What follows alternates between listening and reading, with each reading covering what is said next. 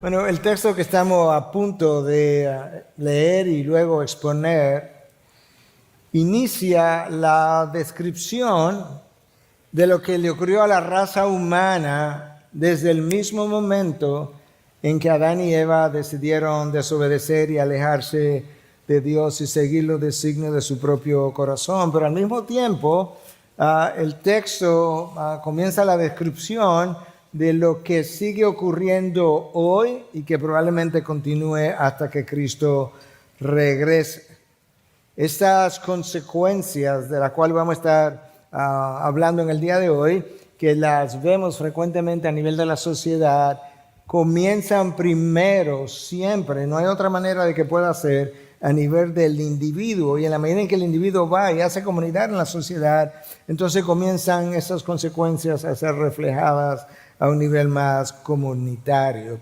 Pero el texto de hoy, por un par de mensajes más, nos estará recordando que muchas de las consecuencias que nosotros vemos cuando el hombre decide seguir su propio camino son consecuencias naturales de su obrar, pero muchas veces son las consecuencias directas de un Dios cuya ira ha sido incendiada, por así decirlo, una ira que la definimos como la intolerancia santa de ese Dios hacia la maldad y el pecado, o el rechazo hacia todo lo que es contrario a su naturaleza santa.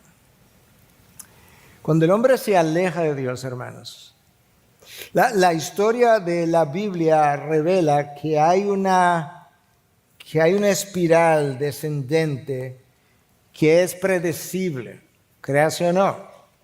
Y esa espiral descendente nosotros lo vamos a ver descrita con lujo de detalles en Romanos 1 hasta el 3:20.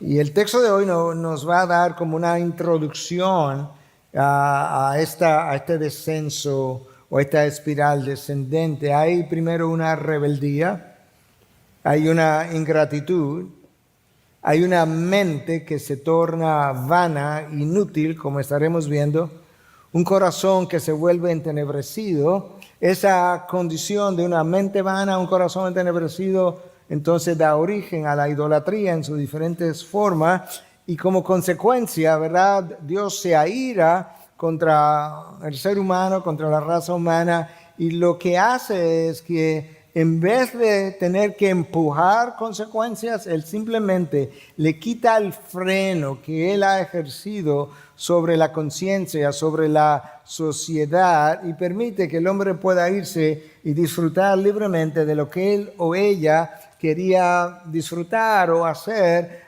hasta intoxicarse y levantarse al otro día con una resaca moral que lo lleva a volver en sí o hasta que muere en su resaca.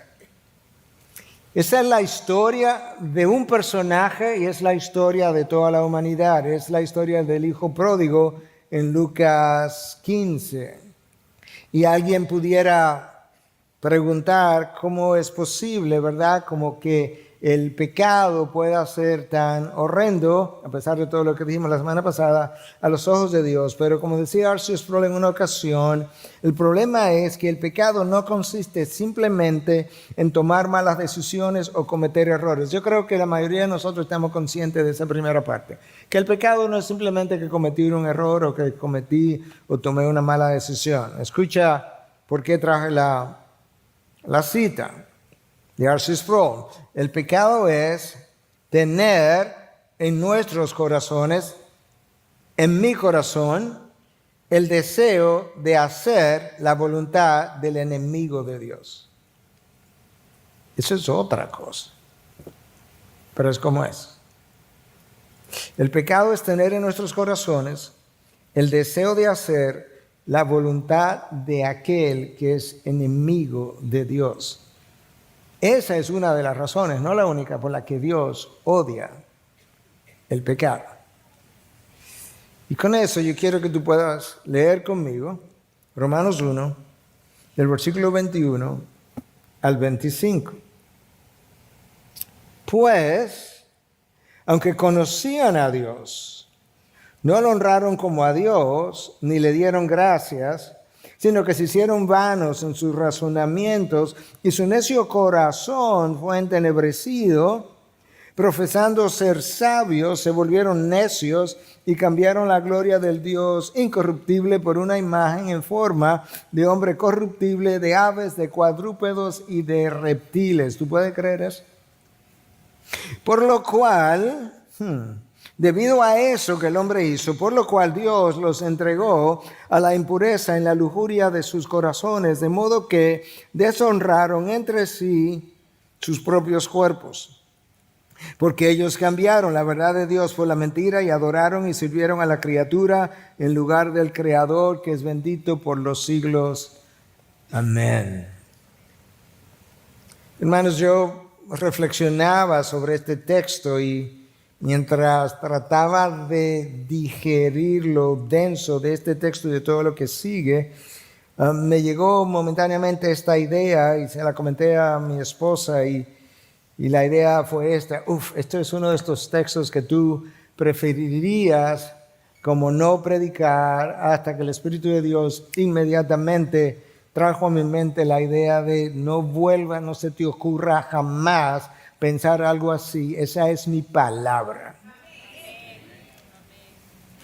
De manera, Dios, que te pido perdón de nuevo por si quiera pensar momentáneamente algo similar, y yo te pido simplemente que me acompañe a lo largo de todo el camino. En los versículos anteriores, 19 y 20, Pablo habló de que Dios había revelado su existencia al ser humano en su conciencia, en su interior y en su creación de forma clara y evidente. Por un lado, Dios dice: en la conciencia del hombre hay algo que yo hice que tú no entiendes, que le deja a él ver que realmente yo existo. Y yo puse el sentido de la eternidad en cada ser humano, como vimos en Eclesiastés 3:11 la semana pasada. Pero también, por otro lado, yo formé un universo tan perfectamente calibrado y sincronizado que es imposible que el ser humano no pueda concluir que hay un creador detrás de lo creado. Hermanos, tú puedes creer que el universo, el reloj del universo, está tan perfectamente sincronizado que tú puedes predecir hoy el día, la hora, el lugar, las condiciones de los próximos eclipses de sol por 50, 100, 200, 300 años. Y si Cristo no viene, sentarte a esperarlo y ocurrirán exactamente como se prediga hoy. ¿Tú te imaginas eso? Con billones de astros moviéndose. De hecho, años atrás se inventó un reloj y fue calibrado a la perfección, y de repente encontraron que había, no sé si centésima o milésima de segundo, que estaba como fuera de tiempo. ¿Y sabe cómo lo calibraron? Por el reloj del universo. Dios dice: el hombre no tiene excusa. Versículo 20. El hombre no tiene excusa para concluir que yo no existo. De hecho, para Dios no hay ateo. El ateo niega lo que él sabe que existe. Y esa es la razón ahora, ya todo eso lo vimos en el mensaje anterior. Esa es la razón por la que en el versículo 21 de hoy, Pablo comienza diciendo: pues aunque conocían a Dios, no es que pudieron haberlo conocido, pudieron llegar a la conclusión, si hubiesen investigado mejor, no. Pues conocían a Dios. ¿Y qué fue entonces el problema? Aquí están. No lo honraron como a Dios, ni le dieron gracias. ¿Y las consecuencias cuáles fueron? Que se hicieron vanos en sus razonamientos y su necio corazón fue entenebrecido. Es el versículo 21 solamente. El hombre sabe que Dios existe y el hombre ha hecho una determinación voluntaria de no reconocerlo ni de darle gracia. Y esa es la razón por la que decidí, como título de mi mensaje, el fruto de la rebeldía y la ingratitud de la humanidad. Déjame comenzar con la primera idea. El hombre conocía que había un Dios. La palabra en el original es ginosko o ginosco.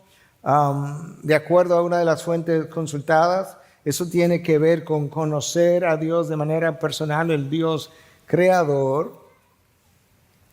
No necesariamente, o mejor dicho, definitivamente que el apóstol Pablo no está diciendo que tú puedes llegar a la conclusión de que Cristo es el Dios redentor y quien perdona mis pecados. No. Pablo está hablando al hombre en general de que él puede concluir que hay un creador por medio de la creación.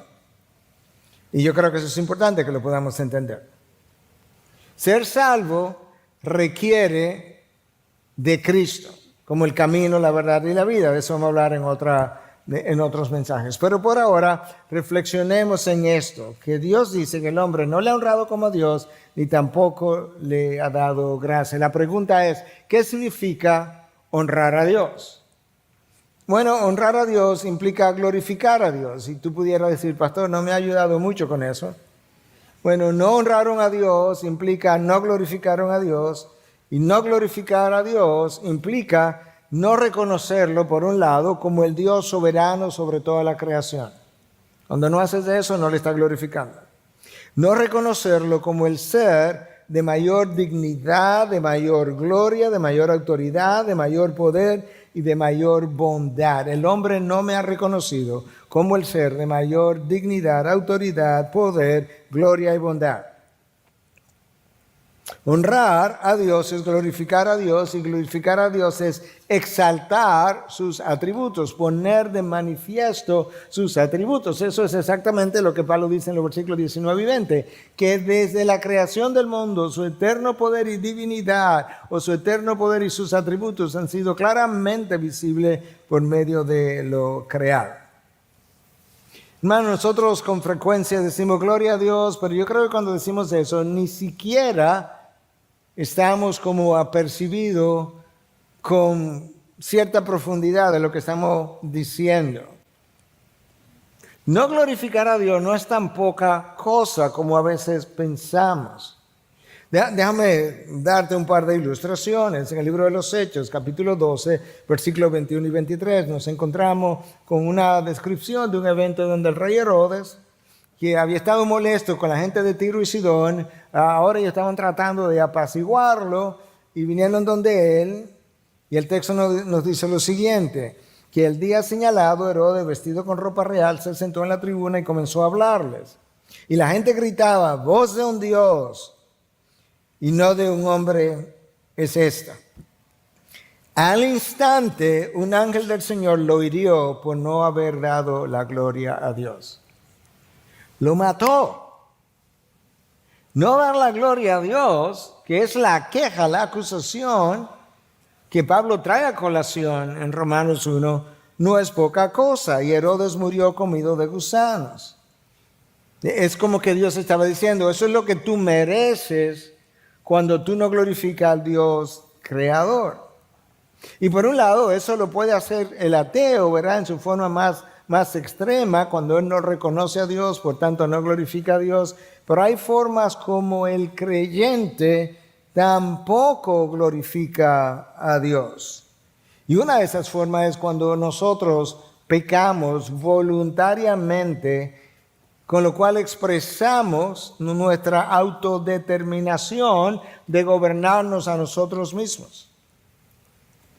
Raramente, después que tú tienes varios años en la fe cristiana, tú puedes decirte que, yo pequé anoche y no me di cuenta.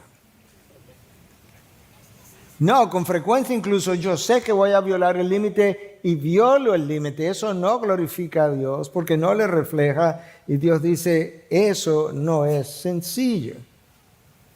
Tú puedes ver incluso, decía esta mañana más tempranamente, que la idea de glorificar a Dios permea toda la historia bíblica, hasta el punto que cuando tú llegas al final, al libro de Apocalipsis, capítulo 14, en la hora del juicio, aparece un ángel pregonando en los cielos el evangelio, y escucha lo que dice el texto en capítulo 14, versículo 6 y 7. Después vi volar en medio del cielo a otro ángel que tenía un evangelio eterno para anunciarlo a los que moran en la tierra y a toda nación, tribu, lengua y pueblo, que decían a gran voz: teman a Dios y den a Él la gloria, porque la hora de su juicio ha llegado. Parte del juicio tiene que ver con que no le han dado a Él la gloria. Den a Él la gloria porque la hora de su juicio ha llegado. Adoren al que hizo el cielo y la tierra, el mar y las fuentes de agua. Adoren al Dios creador. De ese Dios es que Pablo está hablando en Romanos 1 al hombre que todavía no se ha encontrado con Cristo, pero que tiene aplicación para nosotros. Acusación número 1.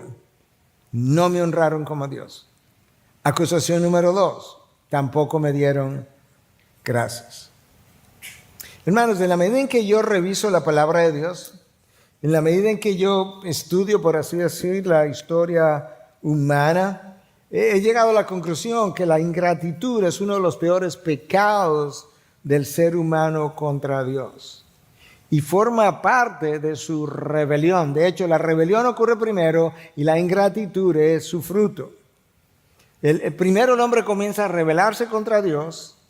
Luego, en la medida en que esa rebelión persiste, su corazón se endurece.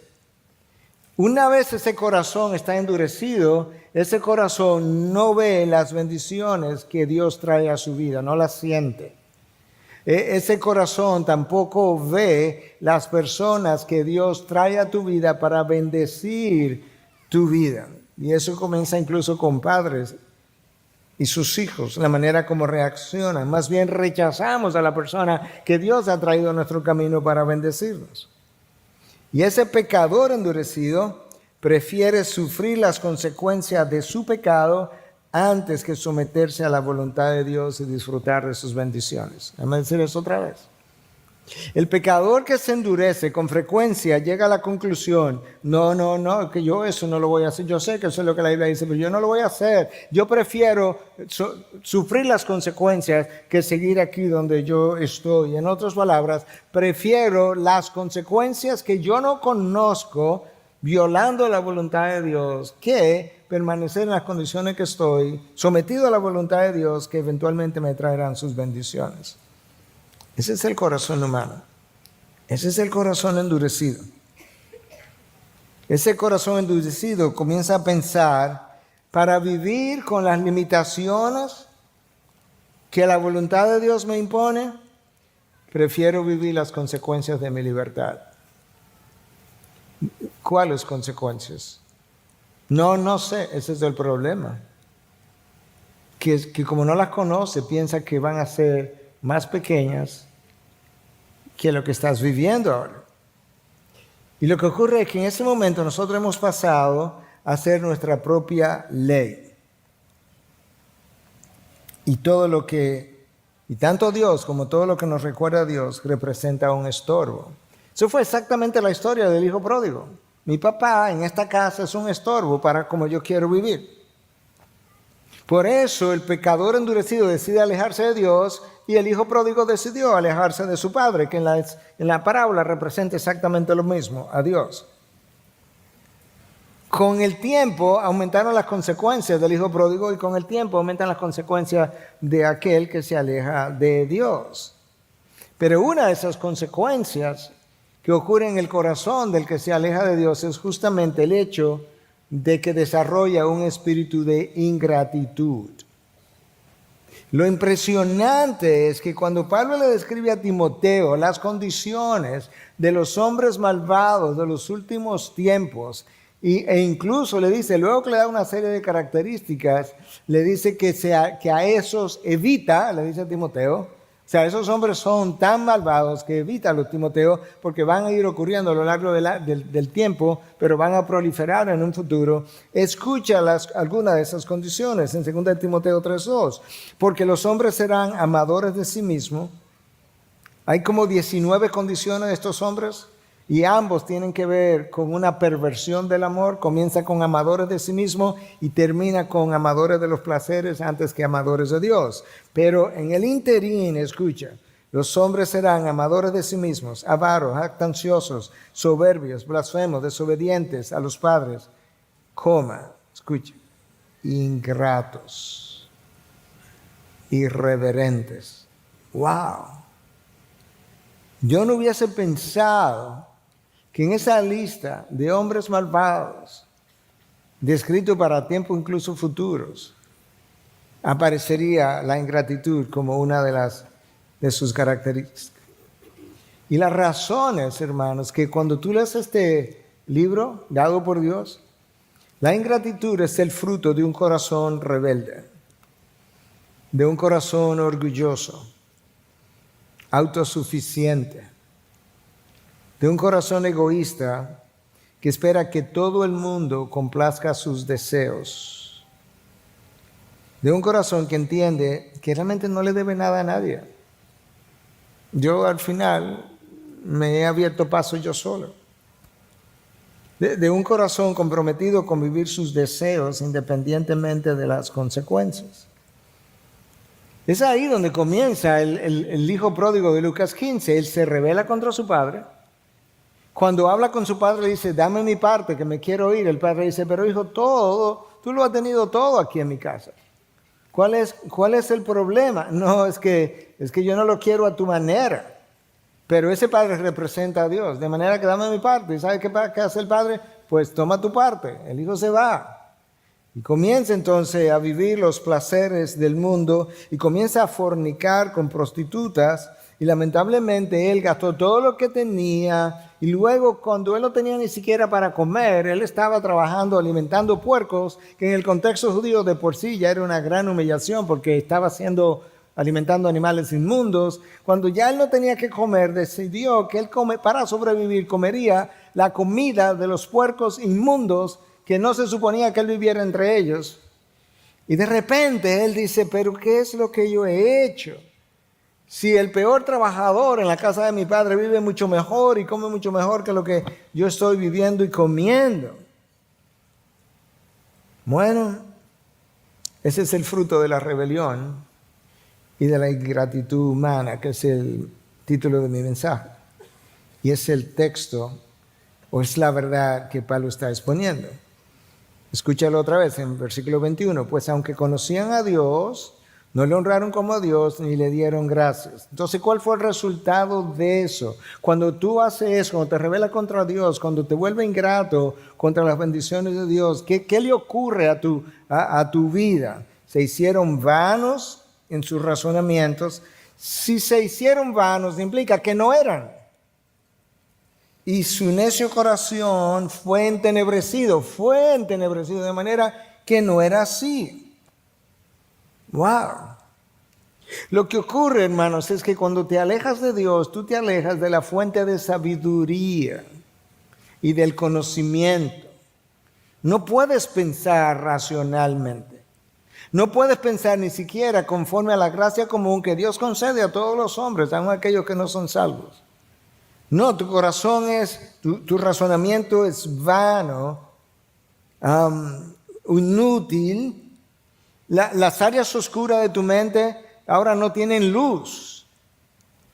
Y en ese momento, tú, yo, comenzamos a pensar conforme a nuestras pasiones carnales, conforme a los designios de una mente terrenal y conforme a una voluntad rebelde. Y eso da paso a una tríada terrible, porque ahora esa persona piensa en sí misma, se aconseja a sí misma y decide por sí misma. Piensa en sí misma, se aconseja a sí misma y decide por sí misma. Y peor aún, el mundo está lleno de personas rebeldes. Cuando sales de las alas de Dios, por así decirlo, a vivir en ese mundo, te vas a encontrar con alguien o con más de uno que van a apoyarte en tu rebelión.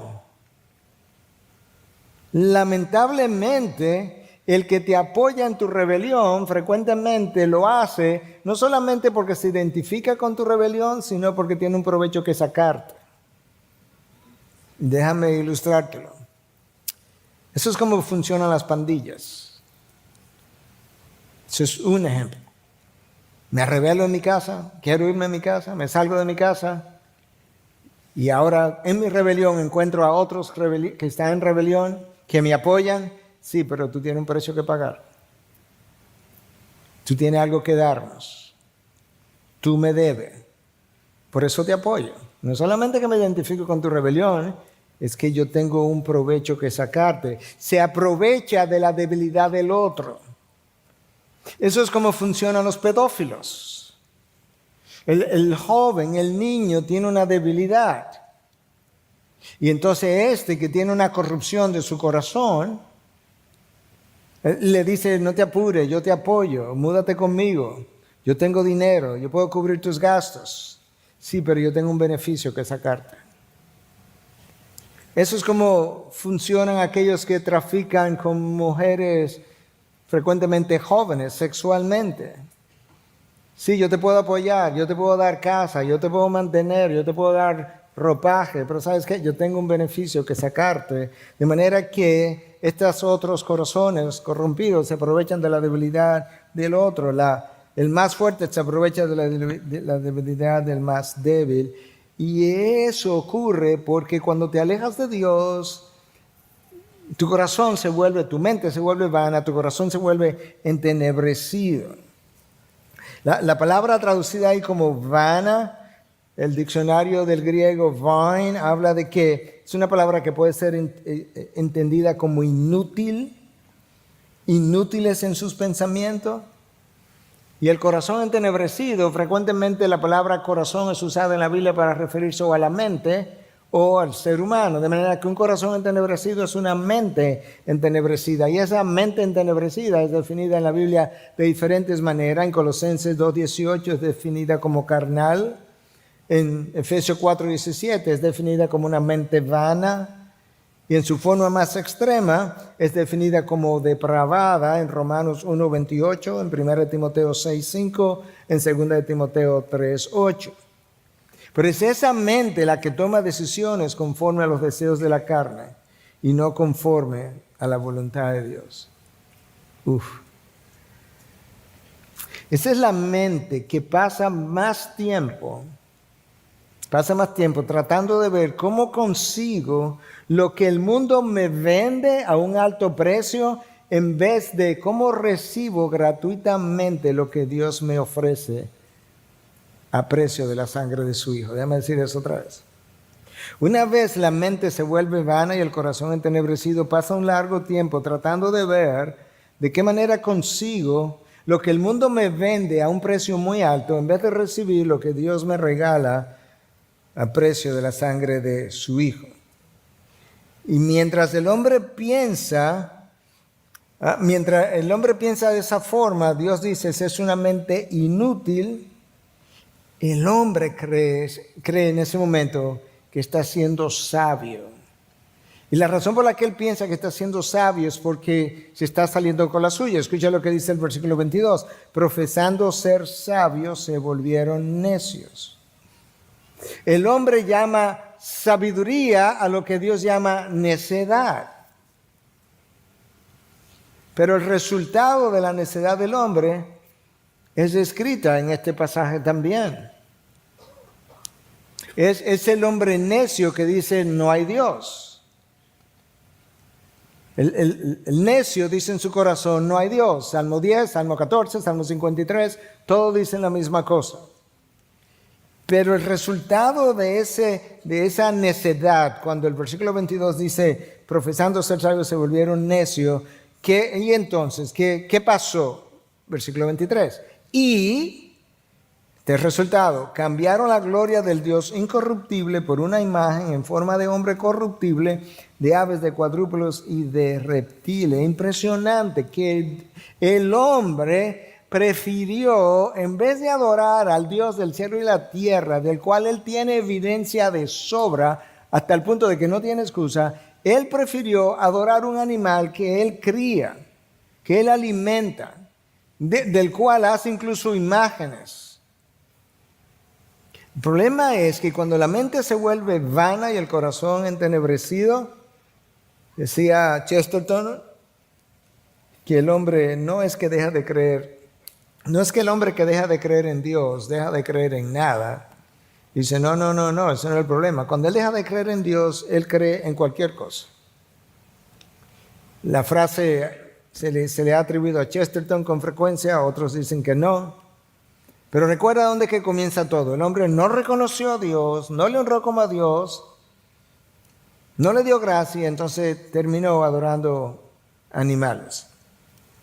Cuando ese hombre abandona al Dios verdadero y lo cambia por animales, ¿qué es lo que ocurre? Escucha lo que dice Dios.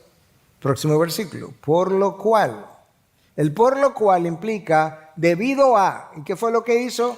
Que cambió la imagen incorruptible de Dios por una imagen corruptible de hombres y de animales. Por lo cual Dios los entregó, se encendió la ira de Dios. Dios los entregó a la impureza, en la lujuria de sus corazones, de modo que deshonraron entre sí sus propios cuerpos.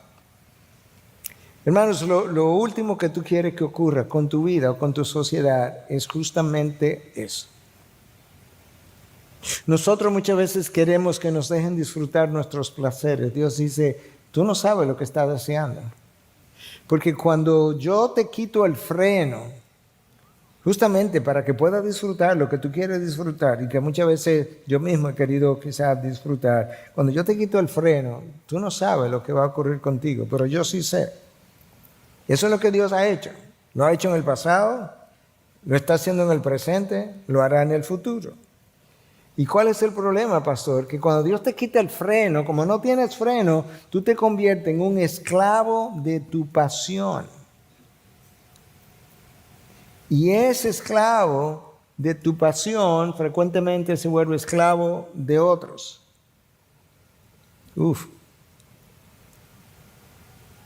Hermanos, déjame decirte algo. Nuestro Dios es mucho mejor amo que la pasión de la cual te hiciste esclavo. La pasión es un amo, pero es un amo cruel. No le importa tu futuro. Nuestro Dios es nuestro mejor amo que tus pasiones y las mías. Dice el teólogo Michael Bird de Australia, muy conocido en los círculos académicos, que en este versículo 24 que nosotros acabamos de leer, donde Dios dice que los abandonó a la lujuria, dice que el efecto del pecado no es un sentido de culpa y de deuda moral. No, ya Dios lo soltó. Él no tiene el efecto del pecado en ese momento, ya no es un sentido de culpa y deuda moral con Dios. Más bien es el resultado de impureza y deshonra. ¿Dónde está eso? Versículo 24, ya lo leímos. Por lo cual Dios los entregó a la impureza en la lujuria de sus corazones de madera, que deshonraron entre sí sus propios cuerpos. Si te alejas de Dios, tu lejanía resultará en una corrupción de la imagen de Dios. Yo creo que eso es, ya la imagen de Dios está corrupta, es más corrupción de la imagen de Dios. Pero es una realidad, hermanos, que de los impulsos más poderosos que tú y yo tenemos son los impulsos sexuales. Por tanto, tiene lógica que si la imagen de Dios resulta más corrompida, mis impulsos sexuales resulten más corrompidos. Porque son de mis impulsos más poderosos.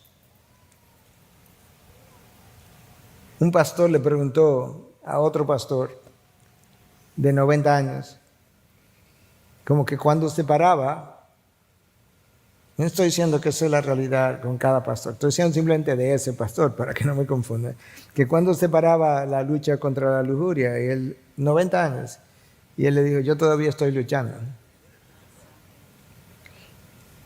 Lo que te quiero decir con esto, que si la imagen de Dios se está corrompiendo, pues tiene sentido que hay una mayor corrupción de esos deseos. Y el texto de Romanos conecta la idolatría y la inmoralidad. John Stott, en su comentario sobre este texto, dice, la historia del mundo confirma que la idolatría tiende a llevar a la inmoralidad. Recuerda, la idolatría no es una estatua, aunque puede ser. Ahorita vamos a hablar un poco de eso. Una falsa idea de Dios lleva a un falso entendimiento del sexo. Pablo no nos dice a qué tipo de inmoralidad él tiene en mente, excepto que involucra una degradación de los cuerpos del uno y del otro. Si leemos más abajo, nos daremos cuenta que está involucrada la homosexualidad, pero esa no es la única forma de inmoralidad a la que Pablo pudiera estarse refiriendo. Entonces ahora, versículo 25, porque ellos, tiene que notar la secuencia de estas conjunciones. Dios dice primero en el 23 que ellos cambiaron la gloria del Dios incorruptible por una de imagen de forma de hombre, corruptiles, de aves, cuadrúpedos y reptiles. Eso fue lo que pasó. Entonces, el próximo dice, por lo cual, en vista de que ellos se tornaron la idolatría, por lo cual Dios se los entregó. ¿Ok? Y si no quedó claro por qué Dios los entregó, versículo 25, porque ellos cambiaron la verdad por la mentira y adoraron y sirvieron a la criatura en lugar del Creador, quien es bendito por los siglos de los siglos. Hermanos, eso comenzó en el jardín del Edén, cuando Adán y Eva cambiaron la verdad del Dios creador por la mentira de la criatura, de la serpiente. Y eso resultó en una oscuridad de la mente. Y eso resultó en un corazón ahora entenebrecido con deseos pecaminosos. Cada vez que nosotros pecamos, hemos ignorado la verdad de Dios y hemos abrazado una mentira, la que tú quieras. Cada vez que tú y yo hemos pecado, esa es la realidad. Nosotros volvemos al jardín del Edén, olvidamos la verdad de Dios, abrazamos una mentira, practicamos la mentira y eso genera un ídolo. Recuerda lo que leímos de John Piper la semana pasada, que muchas veces distorsionamos los pasajes bíblicos para proteger los ídolos del corazón. En la antigüedad, los pueblos paganos adoraban ídolos de madera, de oro, de plata. Y la palabra de Dios dice que eran ídolos con ojos que no veían y oídos que no oían. Pero el salmista dice en el Salmo 115, Dios dice en el Salmo 115, el que hace eso se volverá como él. ¿Cómo así, Dios? Que va a tener ojos pero no va a ver, y va a tener oídos y no va a ver. ¿En serio? No, eso fue lo que pasó. Dios se lo advirtió en el Salmo 115 y luego el pueblo se va al exilio. Dios envía a Ezequiel como profeta al exilio para no dejar al pueblo solo. Le habla a Ezequiel y escucha lo que dice. Y vino a mí la palabra del Señor, dice Ezequiel, diciendo, hijo de hombre, habitas en medio de una casa rebelde. ¿Cuál casa? La nación de Israel, el pueblo de Israel. Ok, ¿qué tú quieres decirme de la nación de Israel? Escucha lo que Dios dice. Tienen ojos para ver y no ven, oídos para oír y no oyen, porque son una casa rebelde. ¡Wow! Pero este no fue el pueblo que adoraba ídolos con ojos que no veían y oídos que no oían. Ajá. Y Dios dice, sí, pero yo se los dije, que se volverían como ellos, como sus ídolos. ¿Y cómo es que eso ocurre, pastor? Bueno, gracias por preguntar. Cuando el pecado cierra los ojos del espíritu, tú tienes ojos, pero tú no ves la realidad.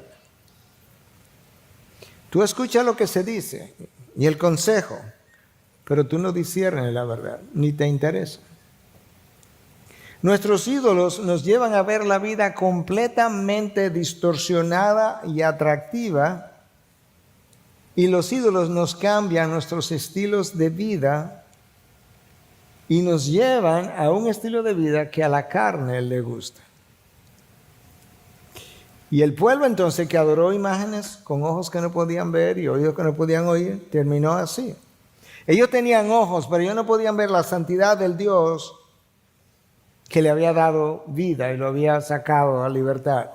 Tampoco podían ver la exclusividad con la que ellos se suponía que adoraran a Dios. Dios le advirtió, en el contexto de los 10 mandamientos, que Él era un Dios celoso, que no toleraría a ningún otro Dios delante de ellos. Eso lo advirtió en el libro de Deuteronomio, capítulo 4, el libro de Deuteronomio, capítulo 6.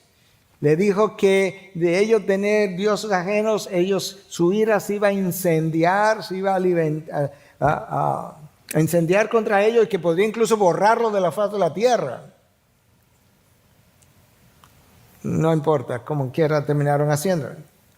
Tenían oídos que no podían entender el contenido del mensaje de los profetas. Tenían una mente, pero no podían discernir la verdad de Dios. Y lo que Dios profetizó es verdad.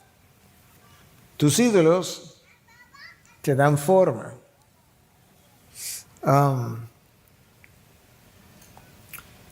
Yo no sé cuál sería la evaluación que tú harías de ti mismo espiritualmente hoy en día, pero no importa, la que sea, del 1 al 10. El número que te dé probablemente menos de ahí, o que yo me dé, porque Dios es realmente que conoce la verdad.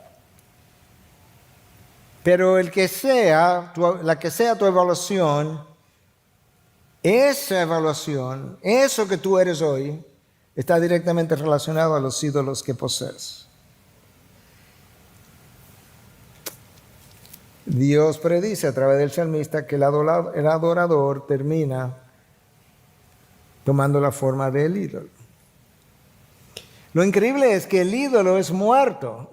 Esto es como la gran paradoja. El ídolo no tiene vida, nunca ha tenido vida. El ídolo muerto te da forma. ¿Pero cómo es posible?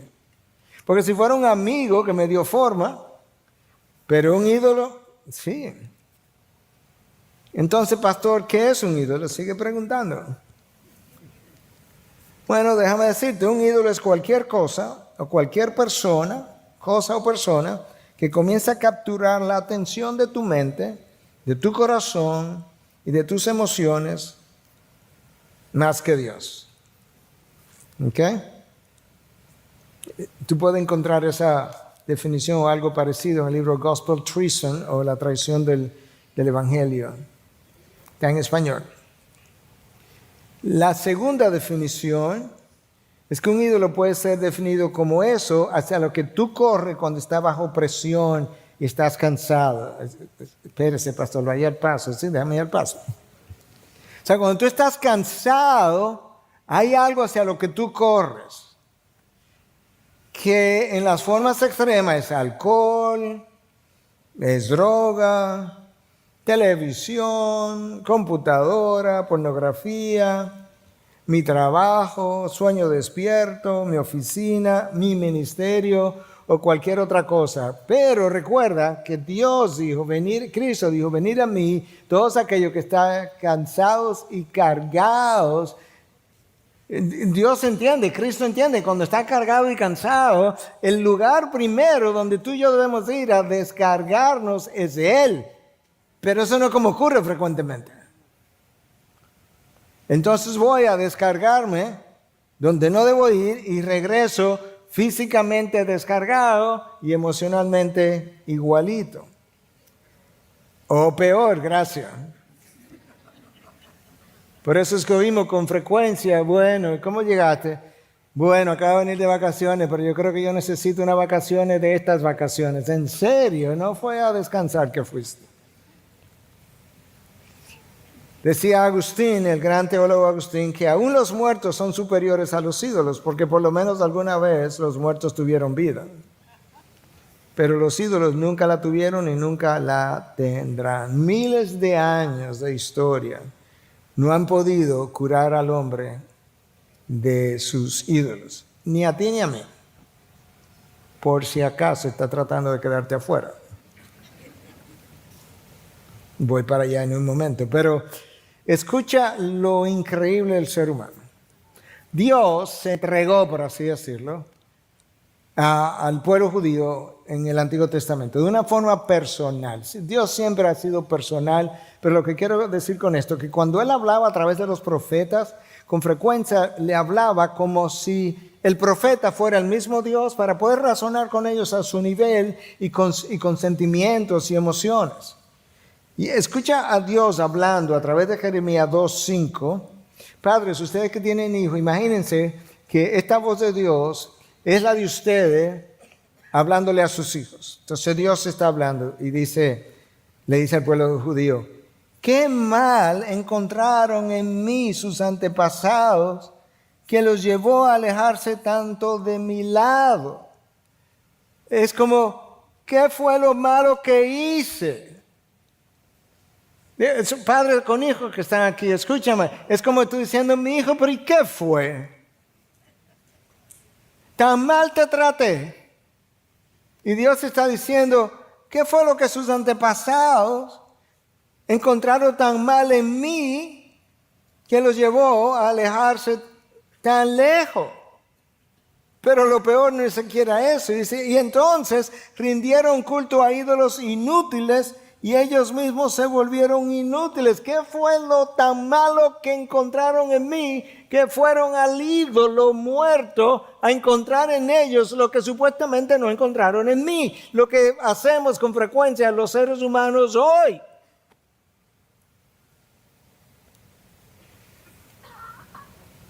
El humano sigue construyendo sus ídolos en el corazón. No, pastor, eso era de antes.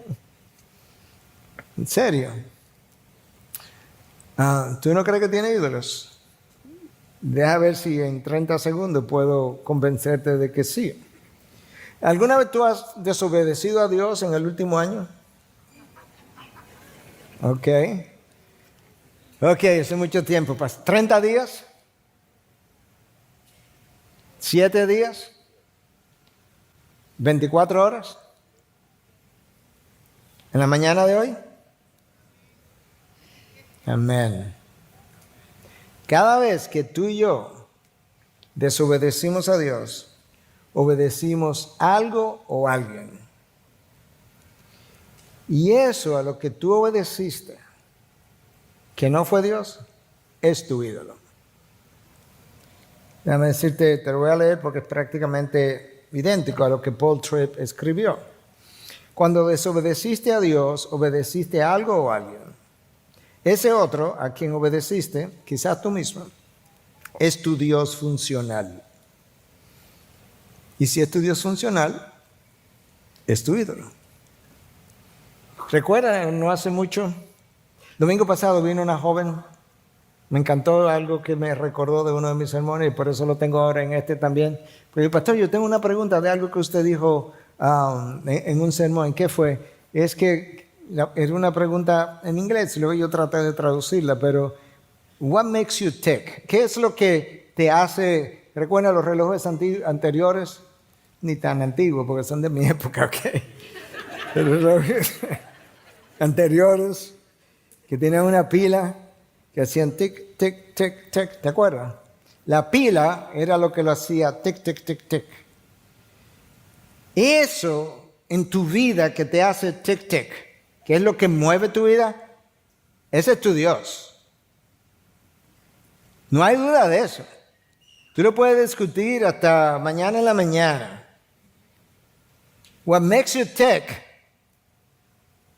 es tu Dios. La traducción al español sería algo como aquello que es la chispa de tu vida es tu ídolo y es tu Dios funcional. Aquello por lo que tú te levantas, aquello por lo que tú estás animado, aquello por lo que tú estás contento de vivir y de hacer lo que lo vive, ese es tu Dios.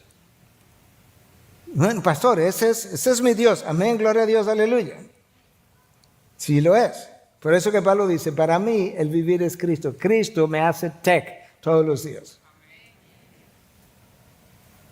Pero cuando el hombre decide alejarse de Dios, él comienza a acumular ídolos. Por lo cual, versículo 24, Dios los entregó a la impureza en la lujuria de sus corazones, de modo que deshonraron entre sí sus propios cuerpos. ¿Por qué Dios hizo eso? Porque ellos cambiaron la verdad de Dios por la mentira y adoraron y sirvieron a la criatura en lugar del Creador, que es bendito por los siglos de los siglos. ¿Quieres encontrar tus ídolos? Sí, ¿no? Quisiera ver cómo lo identifico. Ahí no hubo ningún amén, pero yo te doy el amén. Amén por ti. Número 1, ¿tú estás dispuesto a pecar para conseguirlo? Lo que sea. Si estás dispuesto a pecar para conseguirlo, descubriste un ídolo. ¿Estás dispuesto a pecar y no pagar tus impuestos?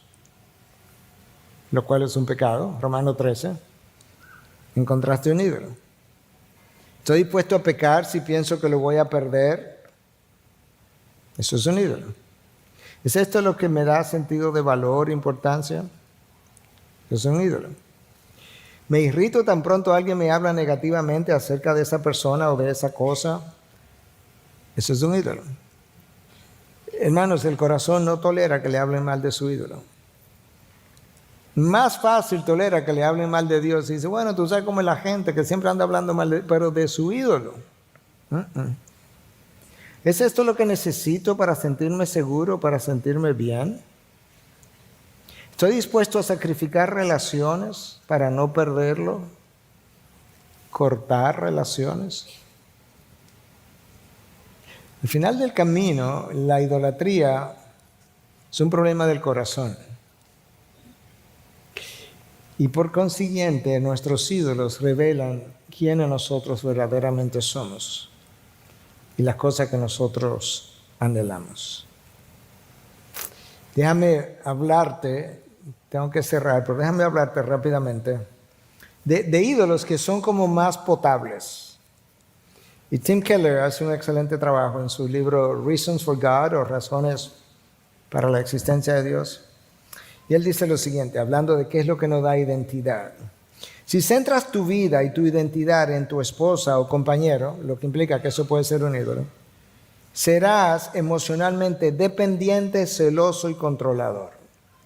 El ídolo te daña. Si centras tu vida y tu identidad en tu esposa o compañero, serás emocionalmente dependiente, celoso y controlador. Si centras tu vida y tu identidad en tu familia e hijo, tú tratarás de vivir tu vida a través de tus hijos, hasta que ellos te resientan o hasta que tú no tengas vida propia. A veces ocurre que los padres tienen hijos y los hijos tienen hijos que ahora son nietos. Y muchas veces los padres quisieran seguir viviendo su vida a través de los hijos y los nietos, y los hijos dicen, bueno, está bien, pero... Si centras tu vida y tu identidad en tu trabajo y carrera, te convertirás en un trabajólico. El ídolo te daña. Y si tu carrera se echa a perder, desarrollarás una profunda depresión. Si centras tu vida y tu identidad en el dinero y las posesiones, tú serás consumido por la preocupación y el celo relacionado al dinero. Frecuentemente estás pensando en hacer más dinero, más dinero.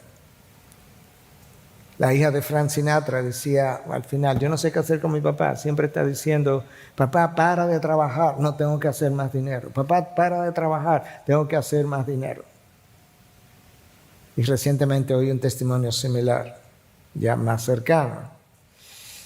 ¿Tú notaste las consecuencias que Pablo ha comenzado a describir? Vamos a llegar hasta el 3:20, apenas estamos en 1:24, 21 al 25, pero tú notaste las consecuencias de la rebelión y la ingratitud humana. El razonamiento se volvió inútil, el corazón fue entenebrecido, la adoración fue corrompida con animales, el hombre deshonró su propio cuerpo en lujuria, cambió la verdad de Dios por una mentira y adoró a la criatura en vez del Creador. Hermanos, el hombre es tan increíblemente rebelde y el hombre tan increíblemente autocentrado y el hombre tan increíblemente ingrato que escucha esta ilustración y con eso cierro. Es una ilustración de Barnhouse, Donald Gray Barnhouse, predicó en la década de los 40, 50, no sé exactamente en qué año murió, pero Barnhouse ha sido reconocido como un predicador que tenía una mente prodigiosa para las analogías. Y él habla en su comentario de la ingratitud de este hombre y de su rebelión. Y dice, Dios le dio al hombre un cerebro. Con ese cerebro, él aprendió a fundir hierro. Y así él aprendió a hacer cabezas de martillo, el martillo que tú usas en la casa. Y también llegó a hacer clavos. Dios, en su bondad, en la naturaleza, en su naturaleza, hizo salir el sol, hizo llover y le dio a ese hombre árboles. De ese árbol Dios le dio al hombre fuerza para cortar el árbol y le dio un cerebro para que de la madera del árbol hiciera un mango para la cabeza del martillo. ¿Me van siguiendo, verdad? Y ese hombre entonces, cuando Dios dijo, déjame ir a visitarlo más de cerca y se encarnó, tomó el árbol, lo cortó, le dio forma de cruz, tomó el martillo y tomó los clavos y clavó a Dios. ¿Y tú sabes lo que hizo Dios? Que le extendió los brazos y se dejó clavar.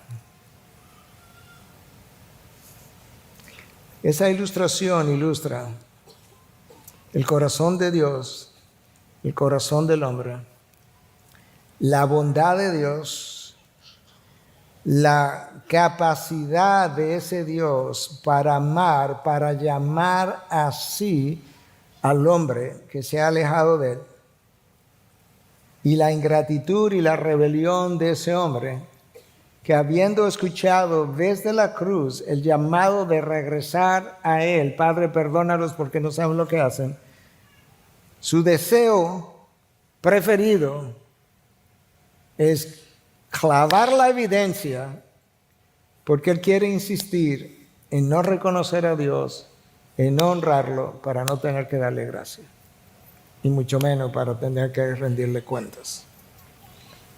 Pero el día de rendición de cuentas viene de camino. Padre, gracias.